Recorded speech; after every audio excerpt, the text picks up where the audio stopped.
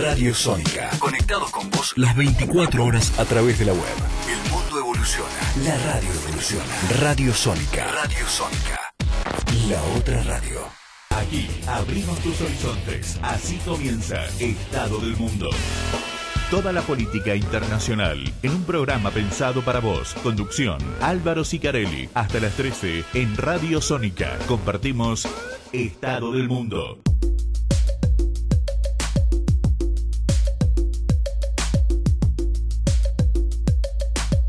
Si a usted le parece. Muy buenos días a todos, los saluda Álvaro Sicarelli, les doy la bienvenida a una nueva emisión de Estado del Mundo aquí por Radio Sónica. Hoy con un programa, a mi entender, que va a dar mucho que hablar y excepcional. Pero antes de comenzar, los invitamos a comunicarse con la producción de nuestro programa a los teléfonos 5252-2241, 4371-3639, al WhatsApp 11 22 62 7728 y a nuestra cuenta en Twitter, @Estado del Mundo.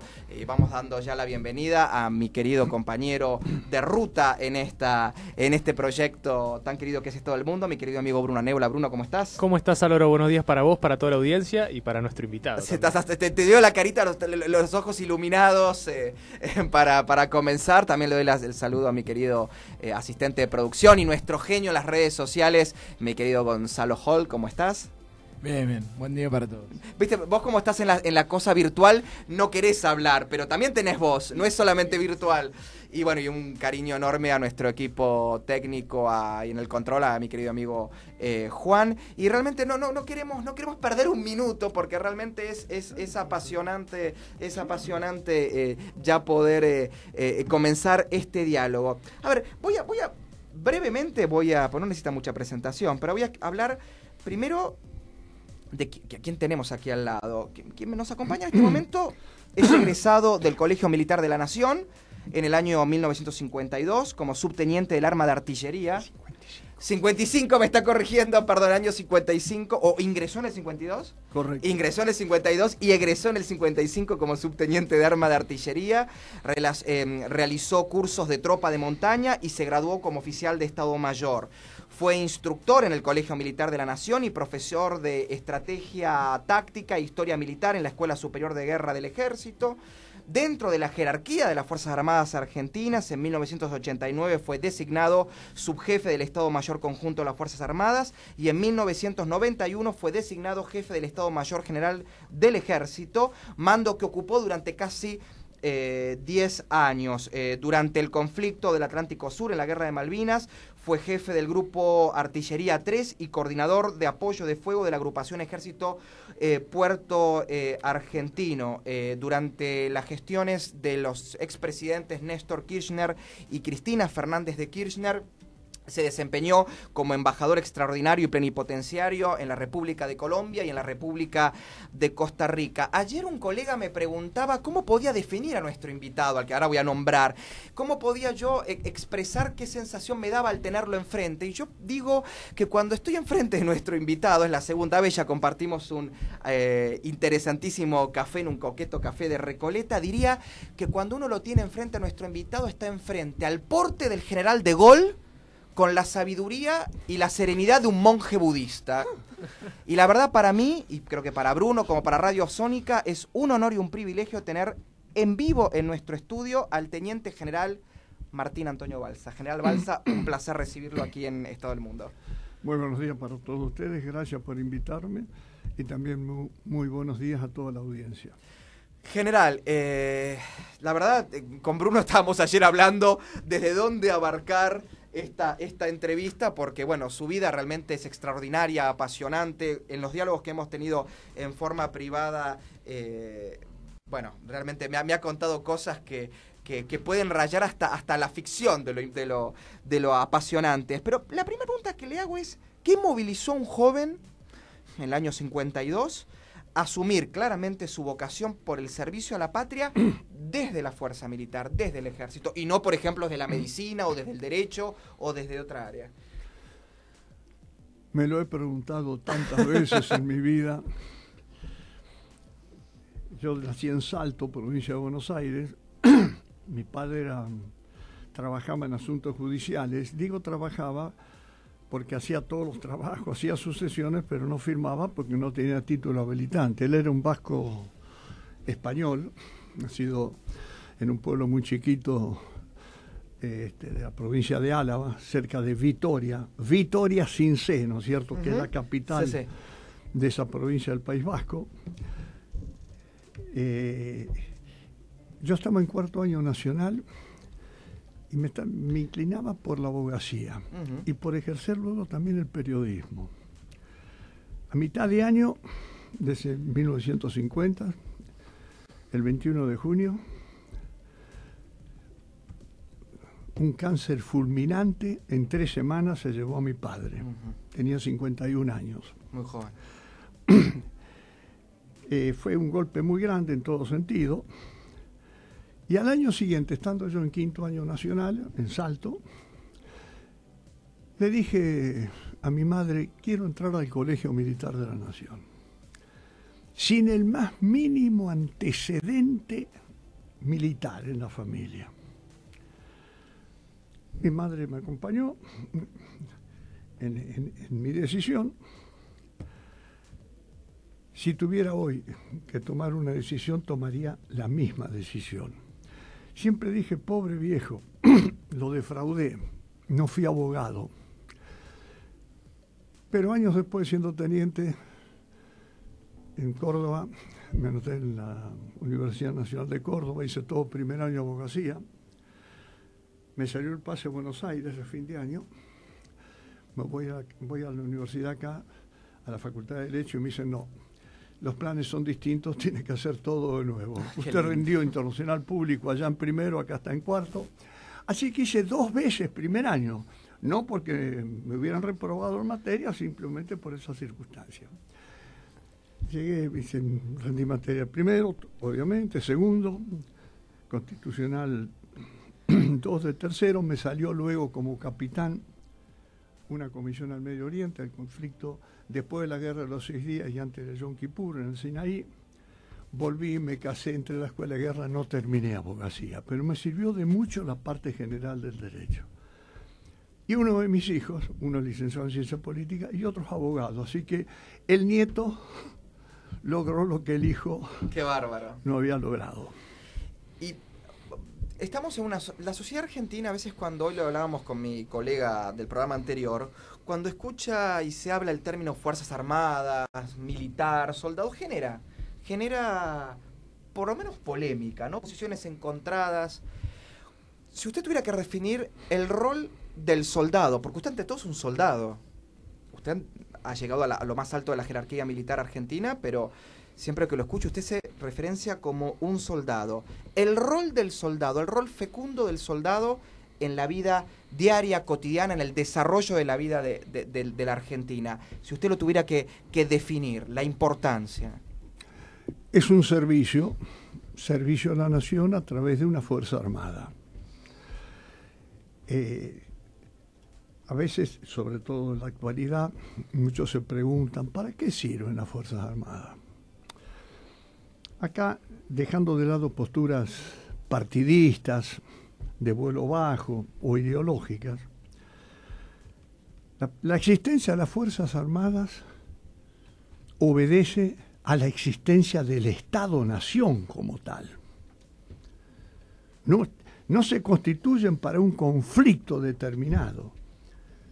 Mientras existe un Estado-Nación en los principales países del mundo, al contrario, creo que en el mundo hasta hace unos años atrás había 9 países que no tenían fuerzas armadas. Países pequeños, en Latinoamérica, Haití, Panamá y Costa Rica. De manera que la existencia, reitero, de una fuerza armada es un servicio a la nación, como consecuencia de que existe el Estado como tal. Es Para el Estado, indisoluble. la soberanía del Estado tiene que estar respaldada, entre otras cosas, por el monopolio legal de la fuerza, que otros también llaman, Maritel, monopolio legal de la violencia.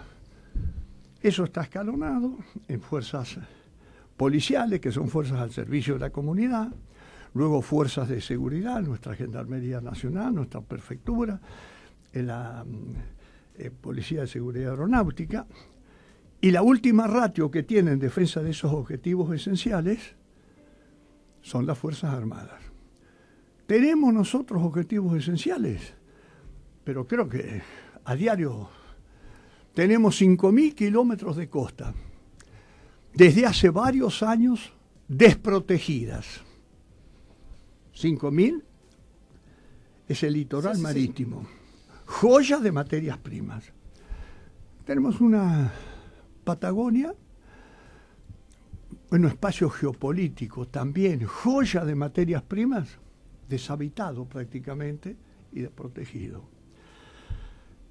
Tenemos un conflicto, no va a haber nunca más una guerra con el Reino Unido por el tema Malvinas, pero tenemos una disputa, un conflicto que así existe. Para Inglaterra es un conflicto, yo estaba en el Estado Mayor inglés, para nosotros también. El conflicto no quiere decir que vamos a ir a una guerra, es algo que tiene que resolverse. Todo ese Atlántico Sur, también joya de materias primas con la proyección a la Antártida. Tenemos fronteras con 5 países, fronteras porosas, con 2 enemigos que ya no son una posibilidad. Me refiero a, en este contexto de un mundo incierto, poco predecible, cambiante, concretamente, quiero nombrar el terrorismo internacional y el narcotráfico. O sea que eso requiere una protección y se tiene que dar con ese escalonamiento en el empleo, monopolio legal de la violencia. General, vamos a pasar a la primer tanda musical. Realmente me tiró Bruno, y yo que lo conozco, mi querido compañero Bruno, debe estar con 25 preguntas disparadoras después de este manifiesto para la defensa del siglo XXI. Claramente que en minutos, con la solvencia que lo caracteriza al general, nos acaba de brindar. Así que vamos a volver, lo voy a llevar un poquito al pasado, ahora cuando volvamos de la tanda, después iremos al presente, al futuro. Acá haríamos algo así como la relatividad de Einstein, el tiempo no es lineal, así que esté preparado, general, porque no sé cuántas batallas usted habrá podido sobrellevar en todo el mundo, así nos gustan los vaivenes, ir y volver sobre los temas. Así que pasamos ahora unos minutos a la tanda musical y seguimos acá con el privilegio de contar con el Teniente General Martín Balsa en Estado del Mundo.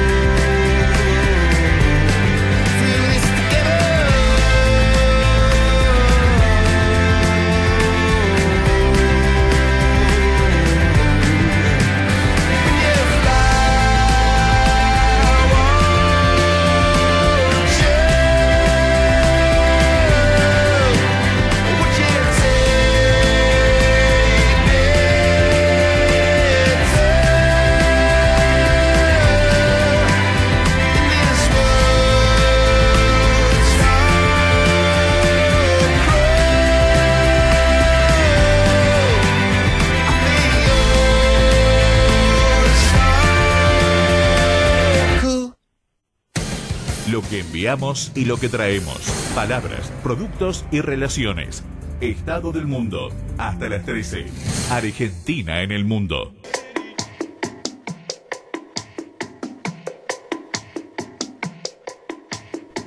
Muy bien, seguimos en Estado del Mundo, aquí en compañía del ex jefe del Estado Mayor General del Ejército, Teniente General Martín Balsa. Y general, como le decía, vamos a ir transitando los periodos del tiempo, no de forma lineal. Y ahora, en el año 2015, se cumplieron 20 años de un suceso que, por lo menos todos los que hacemos de alguna forma periodismo, lo tenemos como un recurso de análisis, de estudio, porque realmente pateó el tablero político de la época. Estoy hablando de ese famoso martes 25 de abril del año 1995, en el cual usted al frente de las cámaras, digamos, del programa político, no, el programa político más visto de la televisión argentina, que era Tiempo Nuevo, conducido por el fallecido periodista Bernardo Neustadt, usted realizara lo que se denominó una historia autocrítica sobre el accionar, y quiero dejar claro, de los miembros de las juntas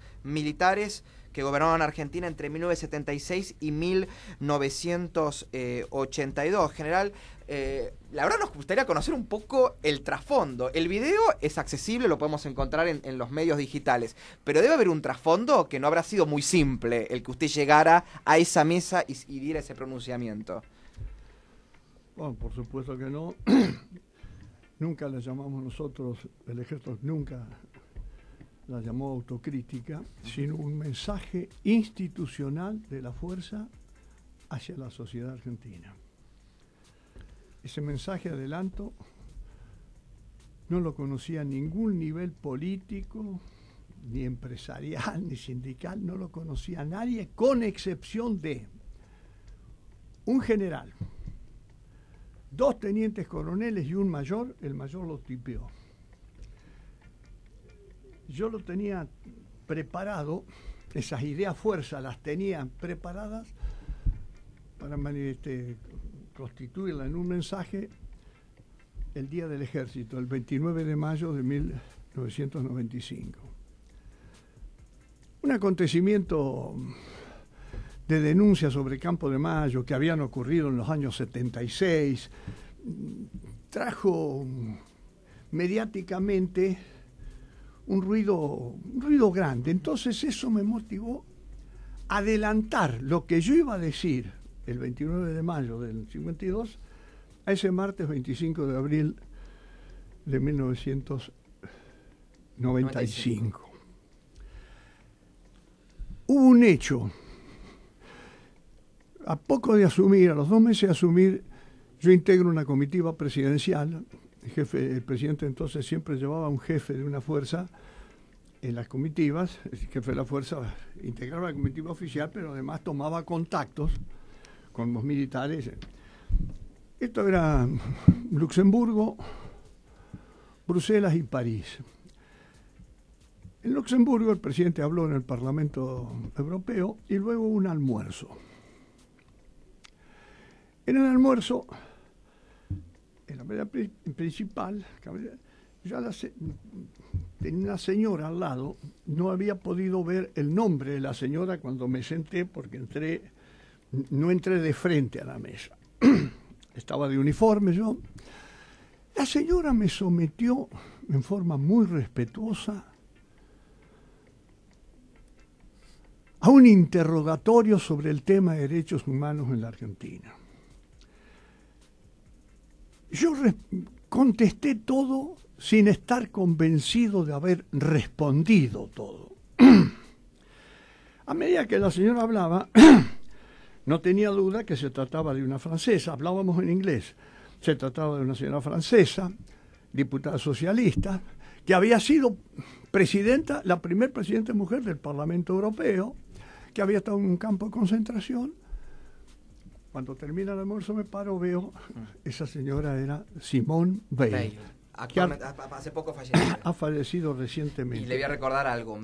Le voy a corregir una sola cosa. Sabe que no era socialista, era diputada de derecha, pero tiene una particularidad. Ella era de la Unión Demócrata Francesa, del presidente Pompidou, pero fue además ministra de Salud del Sí, gobierno correcto. de Pompidou, y fue la que instauró el aborto en Francia. Sí. Por eso digo, una peculiaridad en una dirigente de derecha que... Eso es, y que tuvo muchos conflictos, obviamente, Sí, con sí, la sí, Iglesia sí. por su postura. Pero digamos, fue una interlocutora de armas tomar. Cuando nos paramos para despedirnos, la señora me dice, me voy con cierto optimismo por nuestra conversación. Yo volví en febrero de 1992, era esto, y en una de las reuniones con los generales les comenté esto. Y les digo, porque muchos creían en nuestro país, no solo militares, que el tema de los derechos humanos era una cosa superada en el mundo. No estaba nada superada. Las atrocidades que se habían cometido tenían vigente con un gran desprestigio, no solo para nuestro país, sino en ese contexto desprestigio hacia las Fuerzas Armadas, una de las cuales en ese momento estaba comandada por mí. Hablamos, me interpretaron, mis generales sobre todo, y dije, tendremos que hacer una acción docente en todos los niveles para hacer ver lo que pasó, por qué pasó lo que pasó y que nosotros fuimos o cómplices de algo terrible. Y así trabajamos en los años 92, 93, 94, y ya en el 95, por eso yo lo iba a decir el Día del Ejército, la breva estaba madura, internamente como para dar respuesta a la sociedad. Así se hizo. No lo conocía nadie el mensaje, excepto los que he dicho. No tuve ningún condicionamiento ni orientación en absoluto del poder político. Tampoco lo hubiera permitido, porque esta era una respuesta que el ejército tenía que dar a la sociedad. Diversas circunstancias hicieron que fuera ese programa, porque tenía creo 40 puntos de rating, sí. Y yo quería que cuando hablara, dar la cara. Era la cara del ejército, a través de alguien de anteojos, narigón, como era yo, pero la repercusión que tuvo jamás la pensamos porque no fue un cálculo de consecuencias, decir, voy a hacer esto para tal cosa, no. En el año 96 o 97, la señora Simone Veil, yo me entero en la Universidad de Palermo, que iba a dar una conferencia. De lo que llegó, averiguo en qué hotel está, le mandé un ramo de flores a la señora. De inmediato me recibió un llamado de la Sociedad Hebraica Argentina, que la señora me invitaba, tenía una disertación. Ella iba a hablar al día siguiente en la Universidad de Palermo, pero ese día en la Sociedad Hebraica. Pero primero, antes de disertar, se iba a reunir con 15 o 20 personas y quería que yo estuviera ahí. Me presento. Cuando lo veo le digo, señora, yo no sé si usted se acordará de mí. Yo fui de civil a la Hebraica. Y me dice, me acuerdo muy bien y lo recordé mucho. Recordé la conversación cuando por televisión vi lo que usted dijo. Esa señora influyó actuó también como un elemento catalizador de algo que nosotros teníamos que decir y no lo habíamos dicho. Ahora, general, había un dato que a mí se me había escapado, producto obviamente en ese momento era un poco más chico de lo que de ahora, tendría año 95, tendría, si no hago malas cuentas, 15 años. Recuerdo el video porque cómo han cambiado las cosas. Yo me acuerdo que para sentirte adulto en tu casa, si tu papá te dejaba ver Tiempo Nuevo o un programa político, ya eras como, hablo de mi padre, ¿no? Si te dejaba ver televisión a las 10 de la noche y un programa político, ya eras como, te estabas transformando en un adulto. Y siempre me acuerdo que mi papá miraba los martes Tiempo Nuevo. Y me acuerdo, por ejemplo, la entrevista que le hacía Neustadt a Itzhak Rabin, la que le hizo a Gorbachev, la famosa, muy polémica a Oriana Fallaci, cuando ella hace una crítica muy grande a Galtieri. Bueno, me acuerdo de eso. Y yo después me entero que, no sé si producto de ese video o de acciones posteriores, usted es expulsado del círculo militar. Esto no sé si es así, quiero preguntarle, porque la verdad quizás lo leí mal o el tema de... No lo quiero poner en un compromiso para hablar mal de sus camaradas de armas, pero digo... No, en absoluto. Pero quiero aclarar, el círculo militar es una institución totalmente autónoma. No tiene nada que ver con el ejército, Claro. excepto la palabra círculo militar. Claro. Es como un club, como Lanús, como Banfield, como Boca, como River. En aquel entonces, y ahora no sé si se ha modificado, más de la mitad de los oficiales en actividad no son socios. Y más de la mitad de los retirados tampoco son socios. De manera que no tiene, se entra por las comisiones de zoología mediante un voto. Es como un club. De manera que no tiene ninguna vinculación con el ejército. Por supuesto, en ese entonces, el presidente del círculo era un general caracterizado, tristemente caracterizado, general del autodenominado Proceso de Reorganización Nacional, Genaro Díaz Besone. Ha fallecido recientemente. Que fue ministro de Planificación en una de las juntas. Sí, fue ministro de Planificación, que daba a cargo de la presidencia cuando Videla, como presidente, se ausentaba del país.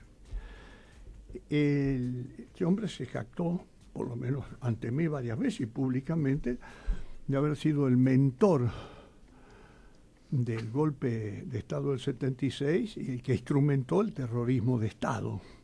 Se jactaba. Sí. Como un ideólogo. O sea, no tenía Públicamente, pudor sí. De manera que mi relación con él, se la sintetizo en esto, y luego tomó con algunos militares retirados que no estarían de acuerdo con eso, pero no me afectó en absoluto. Claro. No me afectó en absoluto porque... Ahora, hubo una, cuando se solicita su expulsión o su dada de baja, ¿ellos dan una justificación pública al motivo? ¿O esto no es una cosa, un trámite administrativo? No, de otro motivo secundario, de algo que anteriormente otros habían sido, como que eran miembros de una fundación que funcionaba en el círculo, y como yo, esa fundación tenía siempre como presidente honorario al jefe del ejército. Entonces me trasladó a mí, buscaron algo, pero la esencia... sea, cobardemente, ni siquiera asumieron la decisión de que... Bueno, la actitud cobarde de ese general y de otros se puso de manifiesto durante los 7 años del autodenominado Proceso de Reorganización Nacional, porque operaron en forma totalmente cobarde. No asumieron la responsabilidad. Por eso recurrieron a la desaparición, a la tortura, que condicionó mucho la desaparición forzada de personas, la tortura. Pero también recurrieron a deleznables procedimientos como violaciones sexuales, robo de propiedades, robos de bebé. De manera que ese mentor del terrorismo de Estado fue uno de los que decidió separarme del círculo militar. Es una institución centenaria. Fui un socio más durante mucho tiempo, pero ya le digo, la mitad, como mínimo, la mitad de los oficiales en actividad de retiro no son socios. Y hay muchos civiles socios. No, sí, además es uno de los lugares dentro de lo que se conoce como la alta sociedad argentina, las fiestas más fastuosas, junto con el Hotel Alvear, creo que las fiestas más fastuosas, más lujosas de casamientos, cumpleaños, se realizan ahí. Pero era un dato que lo quería... Yo no me casé ahí. No se casó. Cuando me casé, no fue muy fastuosa la fiesta, pero No, pero además en realidad muchos de los que participan y hacen las fiestas no son parte de la familia militar necesariamente. No, por eso ahora tiene muchos civiles. Por eso lo quería dejar en claro, porque lo había leído al pasar y me llamó la atención. No conocía el dato de que quien era presidente era este personaje bastante olvidado. Vamos a pasar a otra breve... Pero sí, dígame, lo interesante es que en el año 2003, General Viñone, General Arguindegui con H, porque hay otro Arguindegui sin H que no tiene nada que ver en esto, y por supuesto, General Díaz Besone, a una periodista francesa que escribió un libro sobre la guerra de Argelia, Dominique Méry Robin, y las relaciones de... le confesó, General Díaz Besone, públicamente, esto salió en la televisión francesa y por toda Europa y acá también, confesó públicamente que él había dispuesto que no había que mandarlos a las cárceles a los prisioneros porque después salían. O sea que justificó la desaparición forzada de personas y justificó también la tortura, públicamente. No tuvo por eso un día de apercibimiento, un día de arresto. Estoy hablando del año 2003. No tuvo un solo día de arresto. Fue luego destituido, pero por causas judiciales, pero no relacionados por todo lo que dijo en el 2003.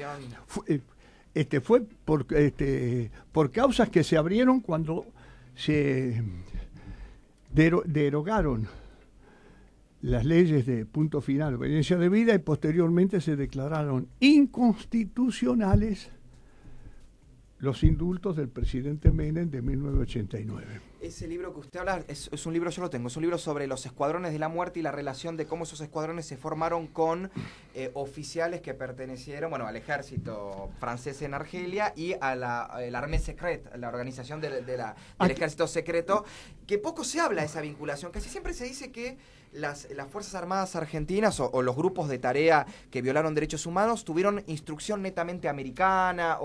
Usted lo iba a decir, usted lo ha expresado con claridad meridiana. Lo que más afectó en cuanto a esa doctrina macabra fue lo que se trajo de Francia allá por los años, después de la caída de Perón, concretamente a partir de los años 56, 57, sobre todo en 1958. La doctrina francesa, esa la que incidió con esto de lesnables procedimientos. Doctrina francesa, que Francia aplicó en Indochina. Y Francia aplicó en Argelia. No la aplicó en París, la aplicó en Argelia. Esa es la que más pudrió. Claro, y a veces yo he tenido... fue un germen tremendamente nefasto, la doctrina francesa, que luego se enriqueció un poquito con la llamada doctrina de seguridad nacional. Pero para muchos tiene privilegia en la doctrina de seguridad nacional y no. En el caso nuestro, influyó negativamente más. Primero fue la doctrina francesa. Sí, sí. General, vamos a pasar a unos minutos y vamos a llevarlo a la vuelta de la tanda con mi querido Bruno a su experiencia al frente de representar a la Argentina en dos naciones hermanas como son la República Colombia y la República Costa Rica. Así volvemos en unos minutos más.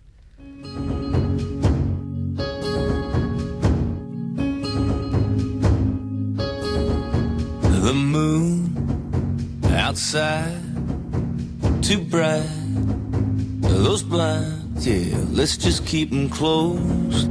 You know, my hands, they know where to go to find your fingertips, trace them back to your lips, take you on a trip, flip that switch, make my world go black, hit me like a heart attack, knock me flat on my back, yeah, just keep doing that thing you're doing there, rush me with your hair. I swear I don't know how long that I can last. Make my world go black.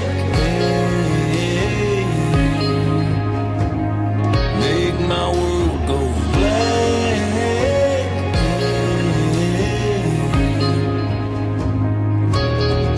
Like your dress on the floor. Yeah, the one you don't need anymore. Black like a sky with no stars.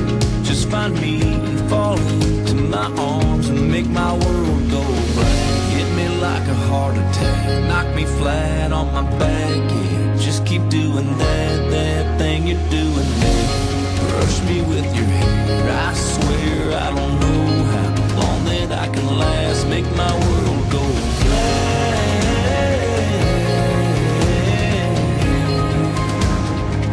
Make my world go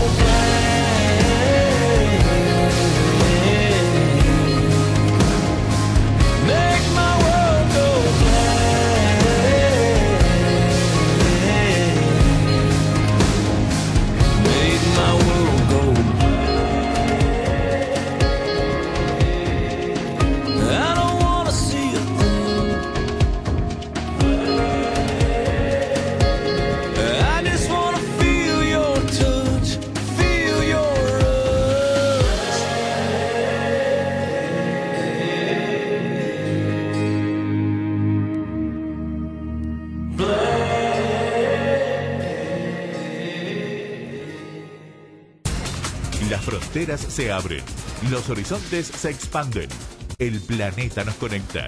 Estado del mundo, el mundo visto desde Argentina. Procesamos la información y la complementamos con la mejor música. Estás en Radio Sónica, la radio más escuchada de Internet. Estado del mundo, hasta las 13. Argentina en el mundo.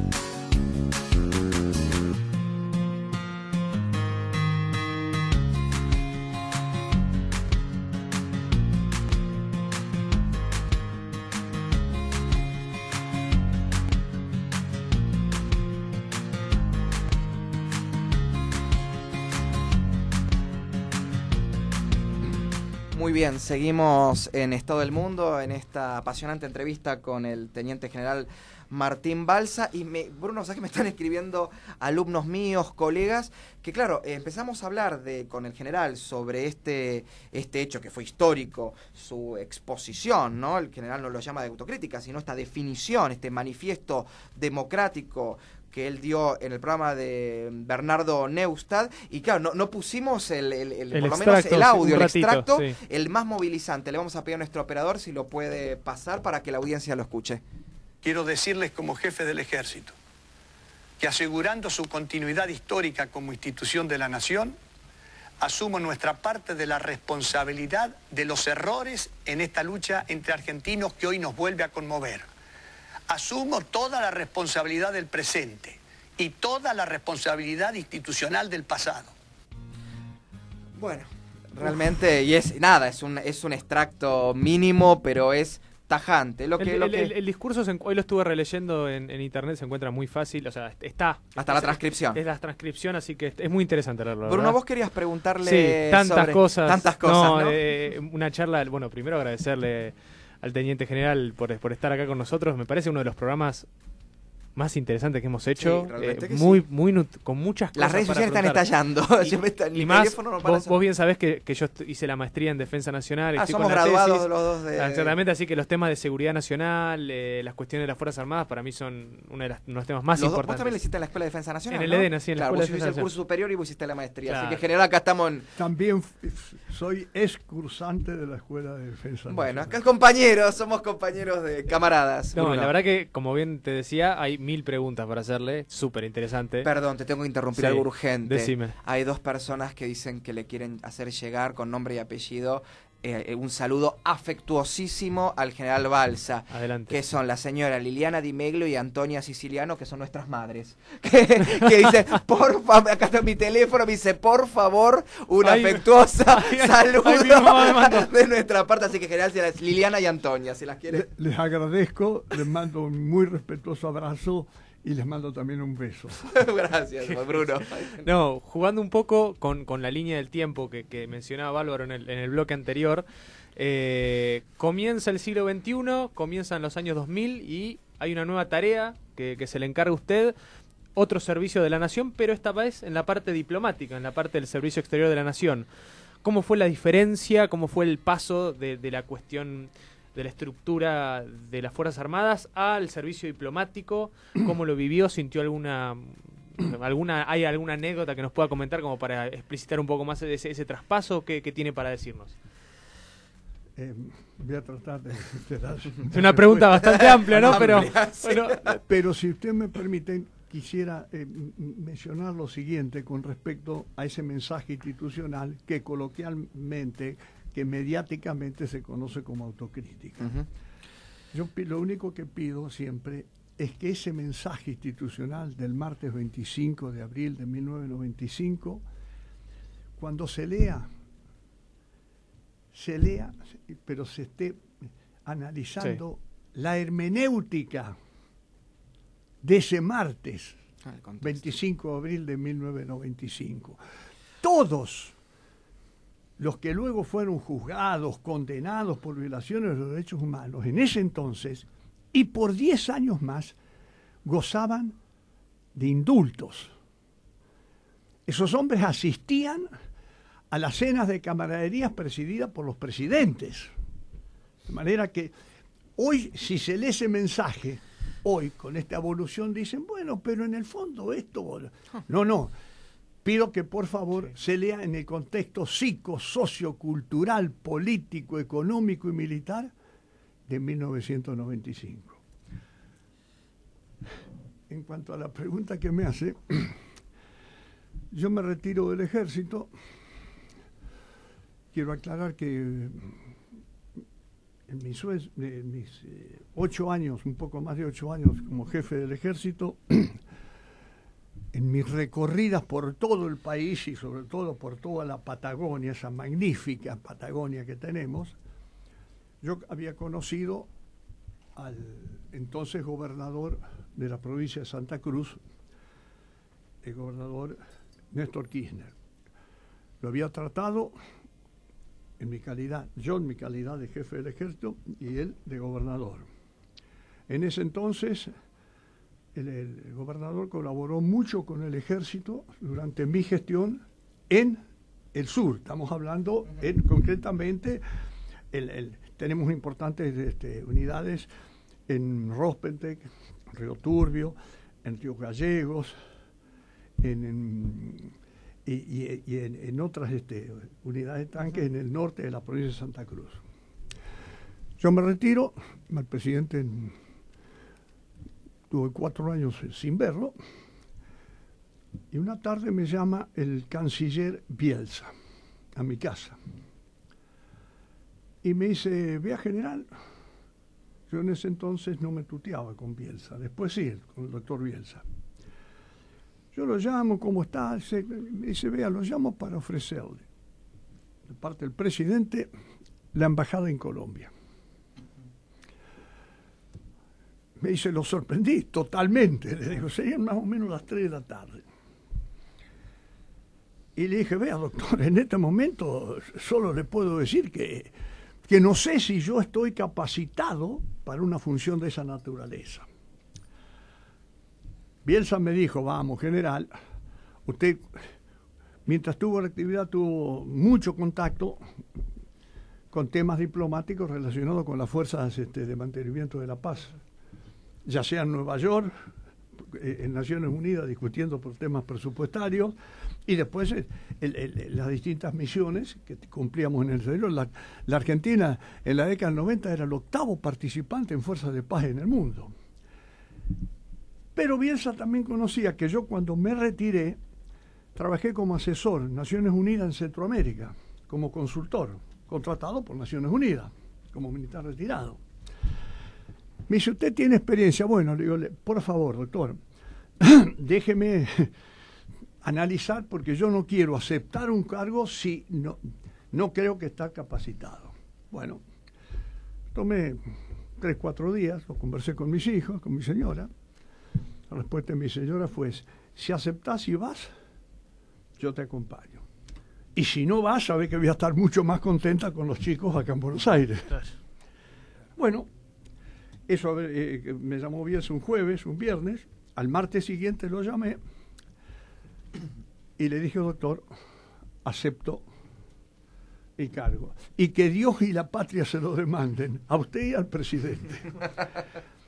A la hora me llaman, que tenía que presentarme en la Casa de Gobierno.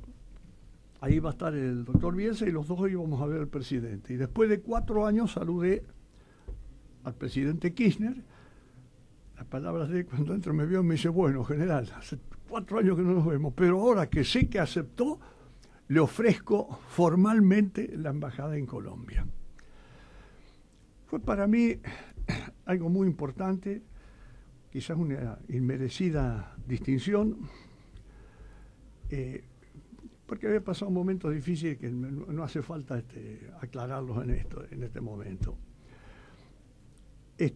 Cuando fui, me imaginaba que podría estar 2, 3 años, nunca me creí que iba a estar 8 años en Colombia.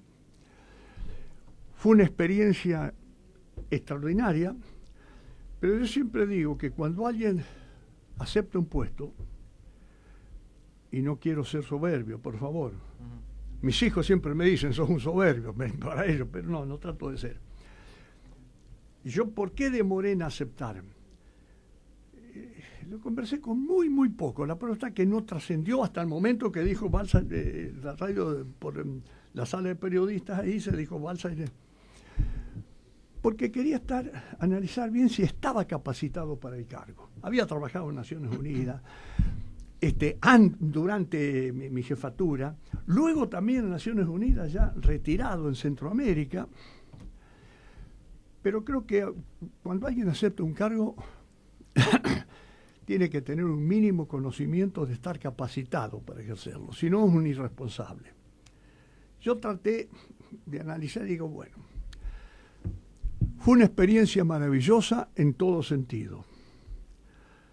Me tocó también conducir durante más de un año en el grupo de Londres o G24 en Bogotá. Este grupo se creó en Londres en el 2003, luego una conferencia en el 2006, en el 2005 en Cartagena, y la otra que la presidí yo en Bogotá en el 2007.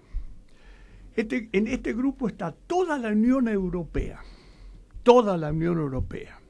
más, o estaba, porque ahora se disolvió, más Suiza y Noruega, que no están en la Unión, pero sí estaban en ese grupo. Japón, Canadá, Estados Unidos, Argentina, Brasil, Chile y México, y organismos internacionales. Este era un grupo que se creó para apoyar el proceso de paz en Colombia. No lo elegían correlativamente ni por orden alfabético, porque esa era una actividad al margen de toda la embajada. Yo ya había trabajado con ellos 1 año y medio. Lo elegían podía repetirse y algunos nunca lo iban a ocupar. Claro. Me dijeron, hablé a Cancillería, dicen que aceptara porque era un honor para el país también. Lo acepté, cumplí un periodo, me reeligieron. Después me querían reelegir nuevamente y dije, no, yo colaboro, pero ya he cumplido un ciclo. Eso me permitió tomar contacto con la realidad, la amplia realidad de ese maravilloso país que es Colombia. Porque en el proceso de paz me tocó asistir a las desmovilizaciones de los paramilitares, también llamadas Autodefensas Unidas de Colombia, donde hay cada nombre muy pesados.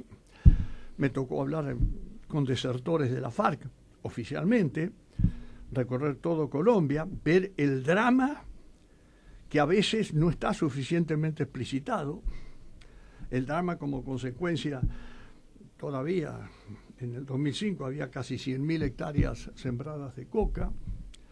La liberación de Ingrid Betancourt, que en su mandato también sucedió. Pero la producción de cocaína era del orden de los 650, 680 toneladas métricas. No solo estaban las Fuerzas Armadas Revolucionarias de Colombia, la FARC, sino estaban los paramilitares que se desmovilizaron en un gran porcentaje mientras yo estuve allá. Estaba y sigue estando el Ejército de Liberación Nacional, que no se desmovilizó nunca. Estaban y siguen estando las BACRIM, que son las bandas criminales, que pueden ser efectivos superiores a los 10.000, en grupos pequeños de 700, de 400. O sea que el drama de Colombia hay que verlo, hay que ver el esfuerzo del gobierno colombiano y el esfuerzo del pueblo colombiano buscando esa paz que necesitan. Pero hay otro drama, que a veces no se explicita bien, pero que no es desconocido: el desminado. Desminar las millones de minas, de minas personales sobre todo, minas antipersonas, minas antipersonas que hay en Colombia, es una tarea ciclópea que va a demandar, algunos dicen, varias décadas, porque no hay un mapa, un registro de minas, como ocurrió en Malvinas. Pero en Malvinas, la Argentina entregó a los ingleses, pues la rendición, la carta, el registro de minas. Nada más que un mayor de apellido McDonald la perdió, festejó el triunfo, así nos dijeron los ingleses mientras estábamos prisioneros de guerra. Festejó tanto el triunfo, se habrá tomado un poquito en ese festejo de más, y perdió las carpetas con los registros. Por eso en Malvinas es un drama, pero Argentina cumplió con la Convención de Ginebra, entregó el registro de minas, entonces es fácil. El desminado se hace relativamente más fácil. Pasa que las FARC y las paramilitares son no es el caso de Colombia. Y peor, porque en Colombia las minas antipersona se colocan en los árboles, un chico sube y pierde un brazo, sube a jugar, a buscar una pelota que es un drama el desminado. Por eso creo que todos los países, particularmente los países latinoamericanos, particularmente los sudamericanos, tenemos que colaborar en este proceso de paz que no termina con la firma. Con la firma empieza a tratar de superar un drama que va a durar varios años. Yo siempre digo que la tarea de cumplimentar, de instrumentar el proceso de paz es como la de un cardiocirujano que tenga que operar a un paciente a corazón abierto y lo tenga que hacer en una mesa giratoria, con luz intermitente y sin la colaboración de la enfermera instrumentista que ese día faltó sin aviso. Pero quiero resaltar, algunos amigos que yo tengo en Colombia me han manifestado la excelente labor, la profesionalidad del general argentino que está en estos momentos colaborando, mejor dicho, nuestro país está colaborando a través de un general argentino y también de fuerzas argentinas, entre otras, en este proceso de paz. O sea que eso es un orgullo para nuestro país, que el ejército argentino, a través de un general argentino, en estos momentos en Colombia, haya retomado esa presencia en fuerza de paz, esa gran presencia que en la década del 90 tuvimos en la Argentina. General, estamos en los casi ya últimos minutos y hay dos temas que me gustaría preguntarle. En el año 98, un año antes de que usted finalizara su mando al frente del ejército argentino, se sanciona la ley 29.948, que es la reconocida como ley de reestructuración de las Fuerzas Armadas, que en su espíritu habla de, del fortalecimiento de la coordinación conjunta entre las Fuerzas Armadas, busca modernizar el sistema general de la defensa argentina, modernizar los contenidos de la educación para la defensa y vincular a los institutos científicos de las diversas Fuerzas Armadas con el resto del sistema de investigación científico-técnica de Argentina. Usted, y dicho por el historiador Rosendo Fraga, creo que habrá sido el último jefe del Estado Mayor del Ejército que deja una memoria detallada de su labor al frente del Ejército, pero toda memoria detallada también es de alguna manera preámbulo de desafíos que han quedado, ¿no? ¿Cuál? Bueno, acá lo tenemos, después podemos sacar una foto para mostrarle a nuestra audiencia en las redes sociales. Dentro de todos estos desafíos, ¿cuáles cree usted que dentro de su mandato se pudieron concretar y cuáles todavía aún siguen vigentes, a 20 años, ¿no? de esta sanción de esta ley, de la partida suya de la jefatura del Ejército? Esta memoria del Ejército Argentino 1990-1999. Tenemos cámara, así que mire, yo lo que voy a hacer, el primer y lo vamos a mostrar en la cámara, tenemos ahí, lo están mirando en vivo. Usted sigue hablando en general, ¿eh? Son dos volúmenes, este es el primero, 92-99, y hay otro que es 90-99, porque en el 90 yo era su jefe también. Se formó un equipo el coordinador del equipo fue el general Brinsoni, para rendir cuentas de lo que hicimos en la década del 90, que desde el punto de vista del ejército fue una década ganada, por todo el material que se incorporó, los cursos que se hicieron en el extranjero, desde el punto de vista logístico, desde el punto de vista operacional, desde el punto de vista administrativo, desde el punto de vista de la presencia en fuerzas de mantenimiento de la paz. Fue un esfuerzo autoimpuesto. Sí, debo reconocer, por parte del presidente sobre todo, no de los ministros de defensa de aquel entonces, un apoyo a lo que hicimos. Lo hicimos con uno de los menores presupuestos de la historia. Y cuando entregamos, habíamos recibido nosotros un ejército, y digo nosotros porque yo tuve un magnífico grupo de generales, de oficiales y de suboficiales. El mérito es de todos. Se trabajó en un equipo. Tuvimos el tiempo y el poder político a nivel presidencial acompañó eso. Pero fue un esfuerzo unilateral, de una fuerza. No se integró un sistema de defensa. Por eso yo quiero enfatizar en varios artículos que estoy escribiendo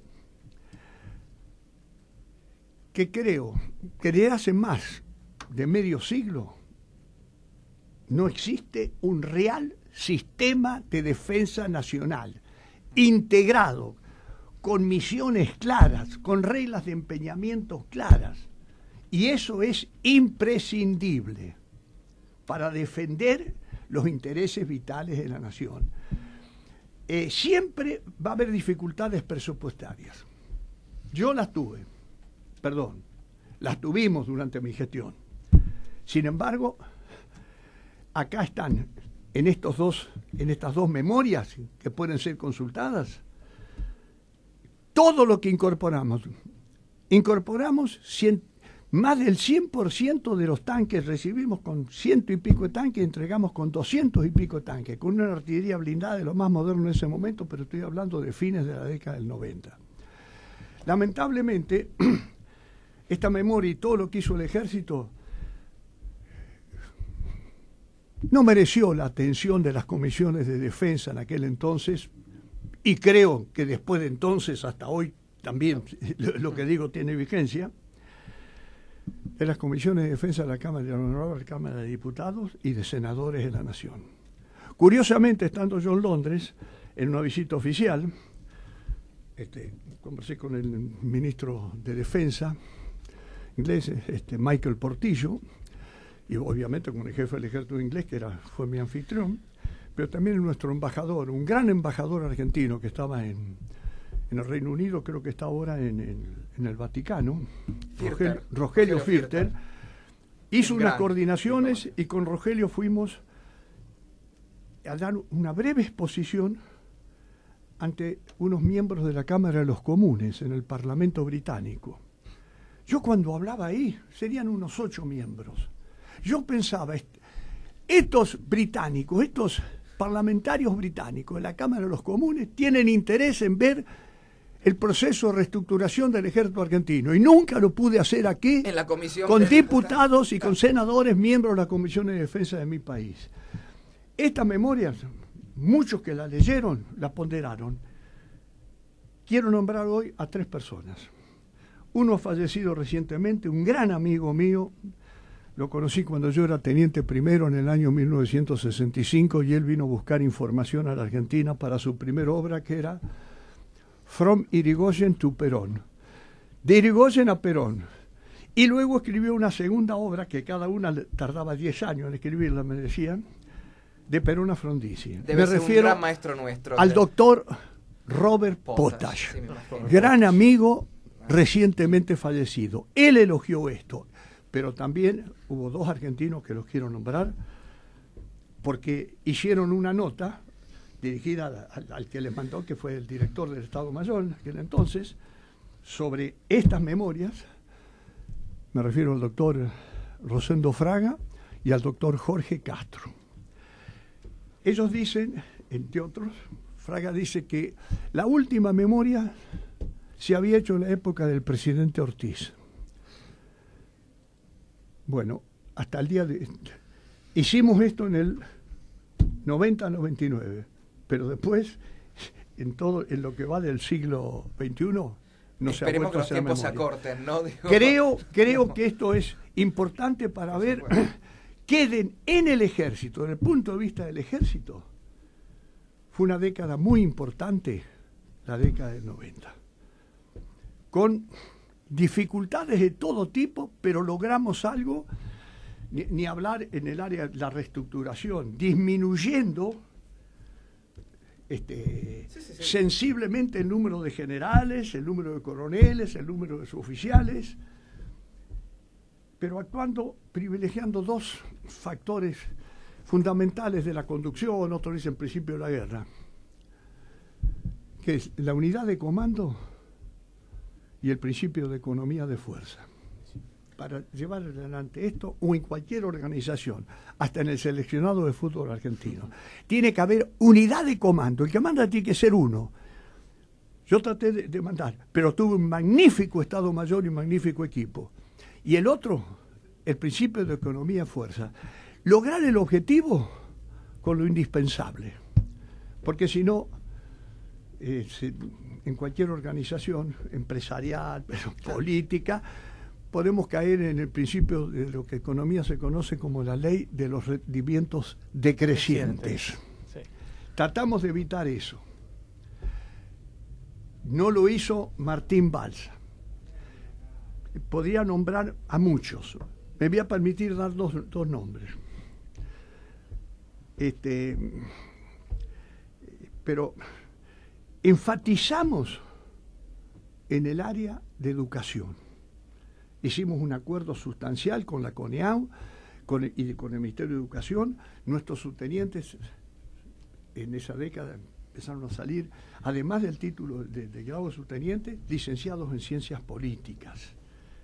Se creó el Centro de Lenguas del Ejército y se impuso el conocimiento de lenguas para los ascensos o para los títulos universitarios.